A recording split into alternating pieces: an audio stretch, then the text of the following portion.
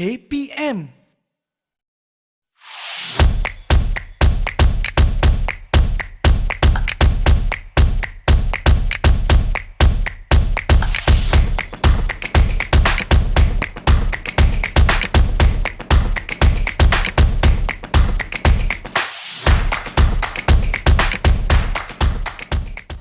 Assalamualaikum dan salam sejahtera. Anda sedang menyaksikan program Bina Upaya Guru, sebuah wadah perjuangan oleh Kementerian Pendidikan Malaysia dalam menelusuri kerjaya seorang guru sama ada terus mengajar di sekolah, menjadi pensyarah ataupun menceburi bidang pentadbiran.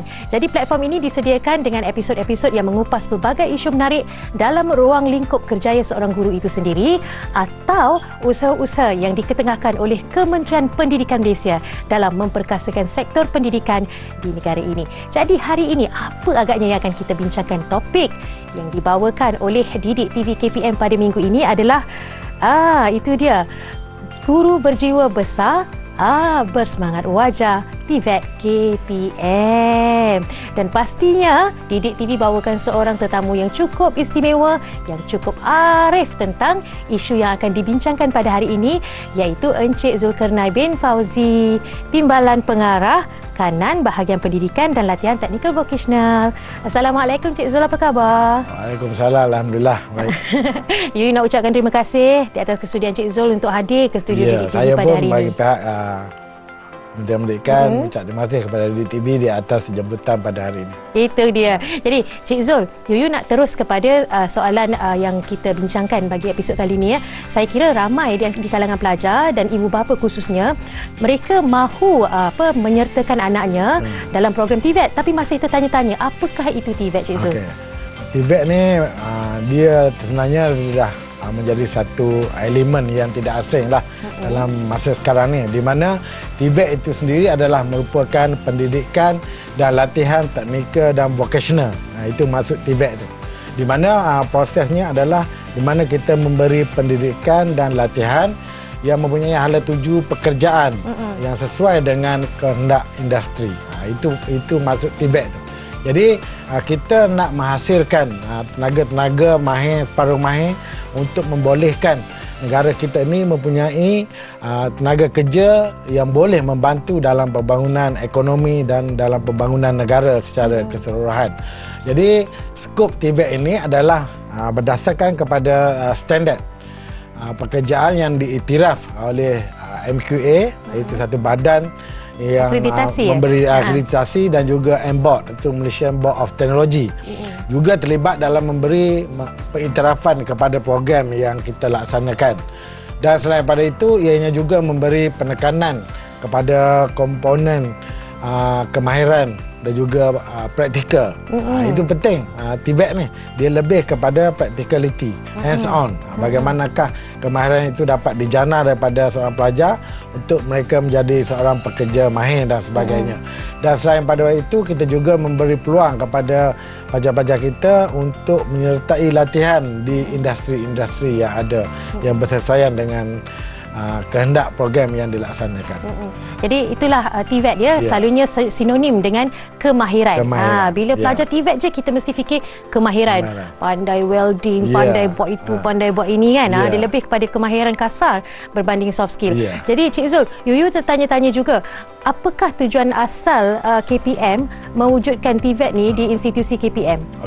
Kita lihat bahawa sebelum ni negara kita ni banyak bergantung kepada tenaga kerja luar yang masuk ke negara ini untuk mendapat peluang-peluang pekerjaan, dan akhirnya kalau kita lihat ekonomi itu tidak berkembang begitu banyak kerana hasil yang diperolehi daripada pekerja ini dibawa balik ke negara mereka. Jadi kalau kita lihat, kita bila menuju ke arah negara maju ni 2030 nanti, kita lihat bahawa kita perlu, bahawa rakyat kita sendiri yang perlu memainkan peranan untuk menjadi tenaga mahir dalam membantu membangunkan negara ini. Jadi tujuan kita perkenalkan TVET khususnya di Kementerian Pendidikan ini adalah untuk kita memenuhi permintaan industri. Dan juga mereka ni dapat menyumbang kepada ekonomi selaras dengan globalisasi dan juga ekonomi yang berasaskan kepada pengetahuan, kepada kemajuan teknologi dan juga mobiliti tenaga kerja kita ni. Bukan setakat di peringkat lokal tetapi di peringkat lebih global. Betul. Sebab tu apabila kita lihat dengan keadaan IR 4.0, revolusi industri, di mana memerlukan kepakaran teknologi, memerlukan program-program membentuk otomasi, digital dan sebagainya. Jadi perlu kita sendiri yang menyediakan kepakaran ini. Sebab itulah program TVET ini diperkenalkan di KPM melalui pelajar-pelajar di sekolah yang ada di negara kita. You bersetuju dengan apa yang Cik Zul katakan, ia tidak bergantung kepada teori semata-mata, tetapi kemahiran itu sendiri. Jadi cikgu dalam melahirkan pelajar-pelajar yang berkemahiran, guru-gurunya juga perlu berkemahiran. Jadi apakah antara pendekatan yang diambil oleh KPM bagi menyediakan guru-guru ini agar benar-benar berkemahiran untuk menjadi tenaga pengajar? Kalau kita lihat, kalau di sekolah menengah harian lah, kita ada guru akademik. Tapi di bawah bahagian pendidikan dan latihan tadika vokasional ini, kita ada kolej vokasional, kita ada sekolah menengah teknik dan juga kita ada di sekolah menengah harian program-program TVET yang kita wujudkan kepada pelajar-pelajar di sekolah harian biasa. Contohnya kita ada 12 buah sekolah yang dipilih untuk melaksanakan program PIMA, iaitu Perantisan Industri Menengah Atas. Kemudian kita ada 347 buah sekolah menengah di seluruh negara yang kita tawarkan program PVMA ataupun program vocational menengah atas. Dan kita juga ada sebanyak 495 buah sekolah menengah yang menawarkan MPV, iaitu mata pelajaran vocational. Jadi ini di sekolah menengah harian, di mana kita nak menyediakan pelajar-pelajar ini dalam aliran TVET. Jadi sudah tentulah selain pada guru akademik, kita perlu ada guru-guru yang mempunyai pengalaman dan juga ilmu di dalam bidang TVET ini, iaitu guru teknikal ataupun guru vocational. Sebab itulah kita juga perlu memastikan guru-guru yang kita letakkan di sekolah-sekolah ini adalah guru yang mempunyai kemahiran. Sebab tu mereka ada CJ Kemahiran Malaysia, ada CJ Diploma Kemahiran Malaysia ataupun Diploma Lanjutan Kemahiran Malaysia. Jadi ini akan memberi peluang kepada pelajar-pelajar kita untuk mereka mendapat ilmu dan juga latihan serta kemahiran daripada guru yang betul dan tepat di dalam bidang yang dia pelajari. Itu dia, nak belajar kemahiran mesti dengan orang yang mempunyai kemahiran. Itu dia, saya amat tertarik dengan kata-kata Cik Zul sebentar tadi untuk memenuhi keperluan industri. Kita akan berhenti berehat seketika, kembali lagi selepas ini di Didik TV KPM.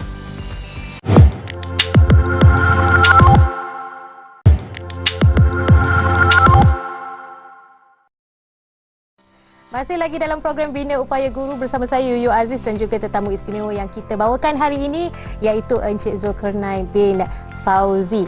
Jadi sebentar tadi Yuyu dah tanya tentang cara melengkapkan guru untuk mengajar pelajar-pelajar berkemahiran di TVET. Sekarang ni Yuyu nak tahu daripada Cik Zul. Cik Zul, bagaimanakah agaknya pemilihan ataupun kriteria-kriteria guru yang mempunyai kemampuan dan dipilih untuk mengajar di bagi bidang TVET ni? Seperti biasalah, sebagai seorang guru dia perlu mendapat latihan asas perguruan, sama ada di sekolah biasa ataupun di sekolah yang ada kemahiran-kemahiran program TVET seperti di sekolah menengah teknik atau di kolej vocational. Jadi selain pada itu, guru ini juga perlu mempunyai perkhususan dalam bidang-bidang yang kita tawarkan. Sebagai contoh, kalau bidang itu adalah bidang otomotif, sudah tentulah guru itu mempunyai pengalaman dan juga ilmu di dalam bidang otomotif. Kalau kita ambil bidang elektrik mengajar otomotif, dah tak sama kan? Dia dah jadi lain. So yang ketiga adalah guru ini yang untuk mengajar program TVET, dia perlu mempunyai kemahiran yang diperlukan. Jadi sijil yang diperlukan adalah sijil Kemahiran Malaysia ataupun sijil Diploma Kemahiran Malaysia ataupun Diploma Lanjutan Kemahiran Malaysia. Dengan ada sijil ini membolehkan mereka ini untuk ditempatkan di sekolah-sekolah yang menawarkan program TVET dan juga di sekolah menengah teknik dan juga di kolej vocational. Kerana kita setakat ni kita ada 9 buah sekolah menengah teknik di seluruh negara dan juga kita ada 86 buah kolej vocational di seluruh negara yang menawarkan 10 bidang utama yang ada di dalam program TVET ini. Itu. So ada kriteria-kriterianya sebenarnya. Tapi bila dah masuk mengajar tu Cik Zul, ada tak pula kategori-kategori guru di pendidikan TVET ni? Di dalam sesebuah institusi, sama ada sekolah menengah teknik, sekolah menengah harian ataupun college vocational, kita ada beberapa kategori guru. Yang pertama adalah guru akademik yang akan mengajar mata pelajaran umum seperti bahasa Melayu, bahasa Inggeris, sejarah dan sebagainya. Manakala kita juga ada guru vocational, iaitu yang akan mengajar elemen-elemen kemahiran tadi, teknologi elektrik, teknologi pertanian dan sebagainya. Kemudian kita juga ada guru yang kita kategorikan sebagai guru teknikal, iaitu yang akan mengajar dalam aspek seperti lukisan kejuruteraan, dari segi kejuruteraan elektrik, mekanikal dan sebagainya. Kemudian kita juga selain pada itu, kita ada juga guru bimbingan kaunseling ataupun kaunselor yang kita tempatkan di situ untuk memastikan pelajar-pelajar kita ni akan sentiasa lestari dalam bidang TVET ini. Sebab kita punya KPI pun untuk memastikan pelajar ni apabila dia tamat, dia akan meneruskan pekerjaan di dalam bidang yang dia pelajari ataupun dia menyambung pelajaran di dalam bidang yang dia pelajari. Itu amat penting. Sebab lazimnya pelajar bila dia dah fokus belajar bidang terbabit, bila keluar sambung benda lain. Itu yang kita tak mahu. Kalau boleh sambung terus dalam bidang TVET tu menjadi juga satu kepakaran teknikal kita panggil. Jadi Cik Zul, kita dah tahu tentang kriteria, kita dah tahu tentang bagaimana kategori-kategori guru dan sebagainya. You nak tahu bagaimanakah langkah-langkah yang diambil oleh KPM untuk memastikan guru-guru ni kekal berkemahiran? Okey. Jadi sebagai seorang guru ni, dia apa yang dia belajar semasa di universiti atau di kolej sebelum dia bekerja adalah satu ilmu dan kemahiran yang diiktiraf dan kita telah ambil mereka masuk. Kemudian untuk sesuaikan guru ni dengan keperluan dan keadaan semasa dan industri masa hadapan, maka guru-guru ni perlu kita beri input-input tambahan supaya dia sentiasa lestari dan juga sentiasa ke hadapan. Oleh itu kita perlu lengkapkan guru-guru kita ni dengan program-program seperti upskilling yang kita panggil, itu meningkatkan kemahiran melalui khusus dan juga pembengkelan program-program untuk mereka diberi persijilan seperti sijil kemahiran Malaysia tahap 1, 2 dan 3 dan seterusnya. Kita juga sediakan program-program kemahiran dari peringkat diploma dan diploma lanjutan. Selain pada itu, kita juga berkolaborasi dengan industri-industri yang ada di Malaysia ni, di mana tenaga pengajar kita ni diberi kursus bengkel dan latihan oleh industri sendiri. Dan ini mereka akan mendapat persijilan profesional daripada industri. Ini akan lebih menyebabkan mereka ni sentiasa dalam keadaan bersedia dan sesuai dengan keperluan industri pada masa ini dan akan datang. Sebagai contoh, otomotif. Kalau sebelum ni kita belajar otomotif yang manual dan keadaan kereta yang mungkin 10 tahun dahulu. Tapi dalam keadaan sekarang kita lihat dah banyak keadaan yang menggunakan teknologi hybrid ataupun elektrik, kan, teknologi elektrik. Jadi kita kena tingkatkan kemahiran guru kita dengan teknologi-teknologi terkini supaya akhirnya pelajar kita yang akan mendapat peluang ni. Apabila mereka keluar nanti, kemahiran tu dah diperoleh oleh guru yang mengajar mereka. Betul. Sebelum berhenti berehat, you nak tanya sikit, ada tak guru-guru TVET yang mempunyai status teknologis? Oh, ramai. Oh, hebat. Hebat. Ramai. Jadi Cik Zul, kita nak berhenti berehat seketika, lepas ni you nak tanya lagi. Kembali lagi selepas ini, Didik TV KPM.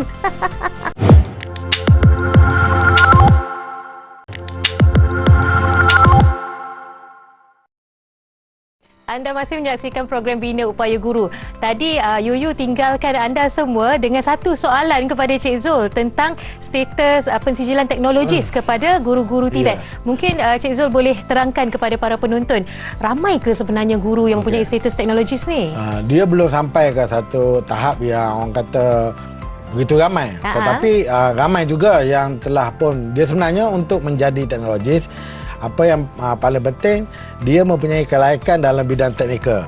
Itu yang pertama. Betul. Kemudian yang kedua, dia mendaftar sebagai ahli di dalam MBOT ataupun majlis yang menentukan tahap persijilan mereka ini untuk diberi taraf TS ataupun teknologis. Jadi sebenarnya guru-guru kita ini yang mana di dalam bidang teknikal atau vocational ni memang bidang ini dah sesuai dengan bidang untuk teknologis. So kita menggalakkan, sentiasa menggalakkan ramai guru-guru kita ini supaya mendaftar dan menjadi ahli di dalam MBOT ini, Malaysian Board of Technologies. So apabila mereka berada di dalam laluan itu, maka mereka akan sentiasa memperlengkapkan diri mereka dengan ilmu dan kemahiran-kemahiran dari semasa ke semasa. Ini bagusnya menjadi teknologis. Itulah, Yuyu dengar pun Yuyu rasa tabik lah dekat guru-guru yang mempunyai pensijilan sebagai teknologis tu. Jadi bila kita bercakap tentang ke arah itu ya, apa agaknya keperluan guru-guru ini untuk benar-benar mahir dalam mengajar TVET? Okey. Yang pertama ni, guru ni dia mesti faham bahawa pelajar yang dia ajar tu bukan sekadar dia tamat belajar di situ. Sebenarnya tujuan dia adalah untuk melahirkan seorang pekerja mahir dan separuh mahir. Itu fokus dia.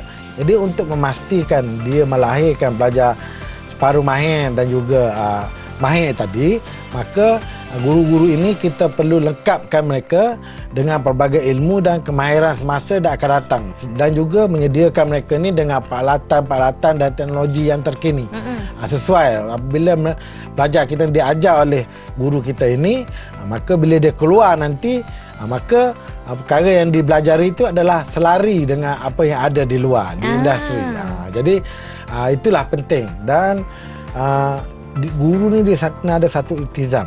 Maknanya pelajar yang lahir ni nanti, tamat daripada sini nanti adalah pelajar yang serba boleh. Dia boleh menjadi pemimpin kepada diri dia, dan akhirnya dia boleh berada di luar dengan masyarakat, dan dia boleh menunjukkan satu komitmen kerja di bidang kemahiran yang cukup tinggi, yang akhirnya membantu kepada pertumbuhan ekonomi dan juga pembangunan negara.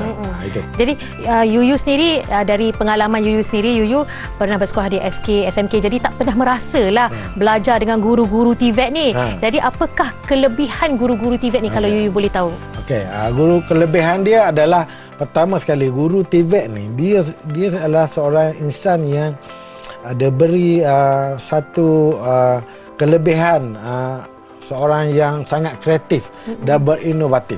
Kalau kita lihat guru-guru kita ni, pelbagai program yang selain apa yang dia ajar di sekolah atau di kolej vocational, banyak program yang mana direka cipta atau diinovasikan melalui kajian, melalui program-program inovatif ni yang menonjolkan kelebihan kepada guru kita.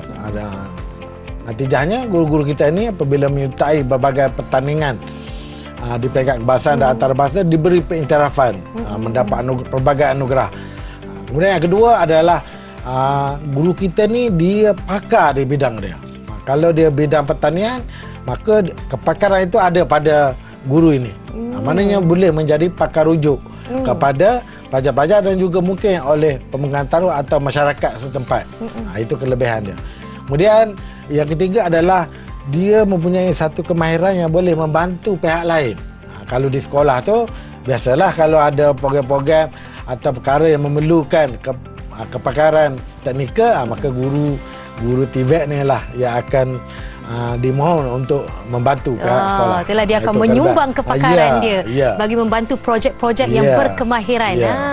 Jadi bila kita bercakap tentang tajuk pada hari ini, guru berjiwa besar, berhati wajar TVET KPM, Yuyu nak berbaliklah kepada hasrat Kementerian Pendidikan Malaysia sendiri terhadap guru-guru TVET. Okey. Sebenarnya apabila pelajar, kita akan lihat kepada, pertama sekali, value for money. Apabila kita laburkan kepada pelajar dan juga guru serta organisasi berkenaan. Yang kedua adalah kepada return of investment. Laburan tu kan. Jadi harapan kami apabila dengan peruntukan yang begitu besar yang kita laburkan, bukan saja kepada pelajar, kita nak supaya guru-guru kita ni juga adalah guru-guru yang pakar di dalam bidang masing-masing. Jadi dengan itu dia perlu sentiasa meningkatkan kemahiran diri dia dari semasa ke semasa. Jadi tak boleh selesa kepada bidang dan juga peranan mereka pada masa ini, tapi dia kena sentiasa. Kemudian yang kedua, kita akan sentiasa terus cekal dalam kita membangunkan tenaga mahir dan juga separuh mahir kepada negara kita melalui program-program TVET di Kementerian Pendidikan. Dan yang ketiga adalah untuk kita meneruskan kecemerlangan di dalam pelbagai bidang di bawah bidang TVET ini, yang kerana kita merasakan bahawa inilah masanya, selain pada agensi lain yang ada di negara kita, Kementerian Pendidikan memainkan salah satu peranan yang begitu besar untuk memastikan negara kita ni terus ke hadapan dalam menangani pelbagai situasi seperti revolusi industri dan juga ke arah negara majulah melalui program TVET. Betul. Satu perbincangan yang cukup inklusif, konklusif bersama dengan Cik Zulkarnain pada hari ini. Terima kasih banyak kerana sudi hadir ke studio Didik TV. Harap jumpa lagi, seronok borak dengan Cik Zulkarnain. Jadi itu sahaja setakat ini perbincangan kita pada hari ini berkenaan topik guru berjiwa besar berhati wajar TVET KPM. Kita berharap agar TVET di Malaysia ini terus berkembang dan diperkasakan selari dengan bidang teknikal dan vocational di negara-negara maju seperti di Jepun, di United Kingdom, Amerika Syarikat dan sebagainya. InsyaAllah kita mampu mencapainya. Jadi sekian saja Bina Upaya Guru episod kali ini. InsyaAllah kita jumpa lagi di masa depan. Assalamualaikum dan salam hormat. Bye-bye.